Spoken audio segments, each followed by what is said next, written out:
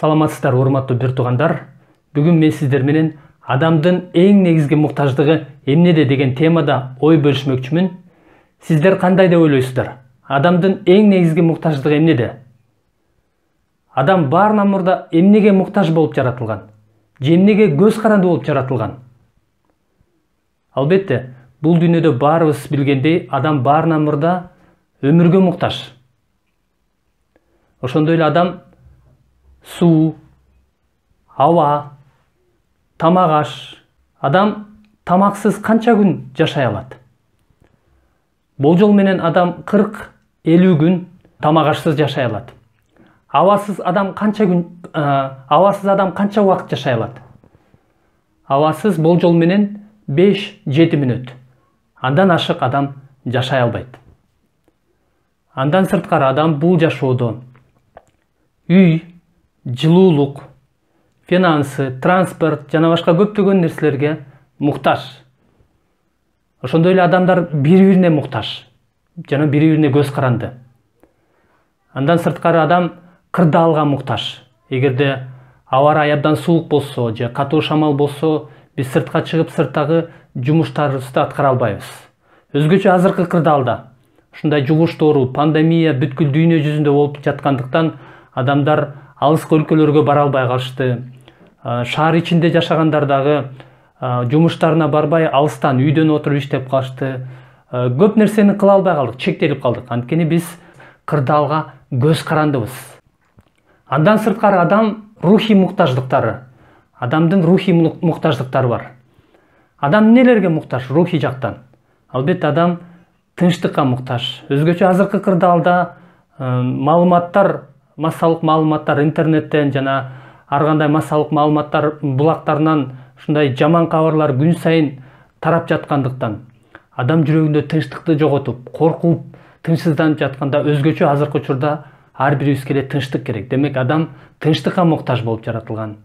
Адам кубанычка муктаж, адам сүйүүгө муктаж, жана адам бакытка муктаж, адам бактылуу болгусу келет. Жана башка ушундай рухий муктаждыктар бар. Ошентип, биз жогоруда караганыбыздай, адам биз өмүр, дем, суу, нан, тамак аш, кийим-кечек, жылуулук, үй, финансы, транспорт жана башка көптөгөн нерселерге муктаж болуп жаратылганбыз. Ошондой эле биз адамдар бири-бирибизге муктажбыз жана биз кырдаалга муктажбыз, кырдаалга көз карандыбыз. Бул нерселерсиз биз жашай албайбыз. Андан сырткары биз жогоруда караганыбызда биздин рухий муктаждыктарыбыз бул тынчтык, кубаныч, сүйүү жана бакыт жана башка нерселер. Демек, адам жогоруда айтылган нерселерге муктаж жана көз каранды болуп жаратылган. Бирок адам баарынан мурда ушул муктаждыктарды берген. Ушул рухий жана материалдык муктаждыктарды толтурган Кудайга муктаж болуп жаратылган. Адам баарынан мурда Кудайдын өзүнө муктаж болуп, Кудайдын өзүнөн көз каранды болуп жаратылган. Мен муну кайдан билем? Же болбосо бул көз карашымды кантип ырастай алам? Ыйык жазуудан адам баарынан мурда адамдын эң негизги муктаждыгы, эң улуу муктаждыгы бул Кудай экендигинин 5 себебин мен далилдеп бере алам. Биринчи себеби, адам баарынан мурда Кудайга таандык болуп жаратылган. Корунтуктарга жазылган 1-кат 6-бөлүм 19-аятта мындай деп жазылган. Же эмне? Денеңер силердин ичиңерде жашаган ыйык рухтун ибадатканасы экендигин, ал рухту Кудайдан алганыңарды жана өзүңөрдүн өзүңөргө таандык эмес экениңерди билбейсиңерби дейт. Демек, Иса Машаякка таандык болгондор өзгөчө. Алардын денеси Кудайга таандык. Алардын ичинде жашаган ыйык рухтун ибадатканасы болуп эсептелет жана алар өздөрүнө таандык эмес экендигин билиши керек. Демек, биз өзүбүзгө өзүбүз таандык эмеспиз. Биз баарынан мурда Кудайга таандык болуп жаратылганбыз. Бул биринчиси. Экинчи далили. Адам баарынан мурда Кудайга муктаж болуп, Кудайга көз каранды болуп жаратылган. Башталыш 2-бөлүм 7-аятта мындай деп жазылган. Кудай топурактан адамды жаратып, анын жүзүнө өмүр демин үйлөдү дейт. Демек, бул аяттан Кудай жаратуучу экендигин жана өмүр берүүчү экендигин көрө алабыз. Кудай адамды топурактан жаратып, жана ага өмүр демин үйлөдү дейт. Кудай жаратуучу жана өмүр берүүчү. Ошондой эле Жеремия пайгамбардын китеби 17-бөлүмдө 13-аятта мындай деп жазылган. Анткени ал өмүр суусунун булагы дейт. Демек, Кудай өмүрдүн булагы, бизге өмүр берген Кудай өзү. Демек, биз баарынан мурда бизге өмүр, дем жана жогоруда айтылган суу, нан, тамак аш, аба жана керектүү нерсенин баардыгын берген Кудай өзү. Биз күн сайын эмнеге муктаж болсок, ошо муктаж болгон нерселердин баардыгын күн сайын өз убагында берип жаткан Кудай өзү. Ошондуктан биз баарынан мурда Кудайдын өзүнө муктаж болуп жаратылганбыз. Демек, мен баарынан мурда Кудайга муктаж болуп, Кудайга көз каранды болуп жаратылгам. Анткени мага өмүр, дем жана керектүү нерсенин баардыгын күн сайын өз убагында берип жаткан ал өзү. Биз эмнеге муктаж болсок, ошол муктаж болгон нерселерибиздин баардыгын күн сайын берип жаткан ал өзү. Үчүнчү нерсе, адам бир гана Кудайга табыныш үчүн жаратылган. Адам бир гана Кудайга табыныш үчүн жаратылган. Мисирден чыгуу китеби 20-бөлүм 3-аятта мындай деп жазылган. Менден башка кудайларың болбосун. Адам өзүнүн жаратуучу Кудайдан башка жалган кудайларга табынбашы керек. Жалган кудайлар байыркы мезгилде жыгачтан, таштан, алтындан, баалуу таштардан жасалган. Ал эми азыр бүгүнкү күндө сиздин жашооңузда эмне биринчи орунда турса, ошол сиздин кудайыңыз болуп эсептелет. Булар акча, аял, күйөө, үй-бүлө, жумуш, көңүл ачуучу оюндар, керек болсо жеке өзүңүз дагы өзүңүзгө кудай болуп калышыңыз мүмкүн. Жана башка көптөгөн нерселер кудайыңыз болуп калышы мүмкүн.